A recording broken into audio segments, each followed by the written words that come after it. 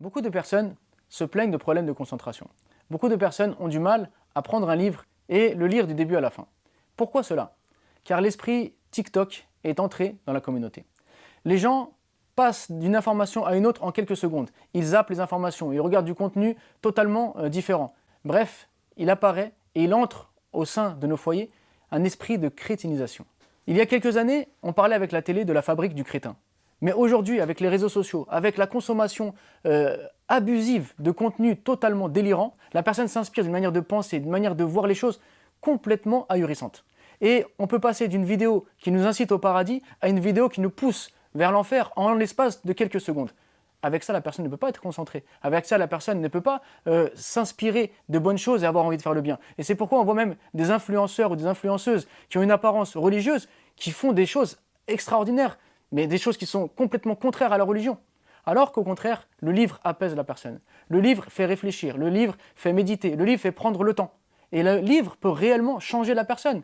Parce que là, elle fait face à des idées qui vont la bouleverser, qui vont la remettre en question.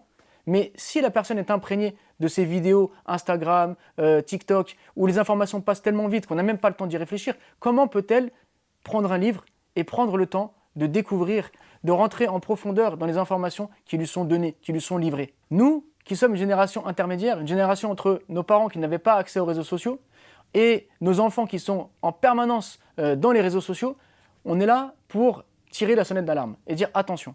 Les réseaux sociaux peuvent être intéressants, peuvent donner accès à des informations qui peuvent être utiles, mais trop de réseaux sociaux détruit la manière de penser, détruit la manière de réfléchir et prive la personne du livre.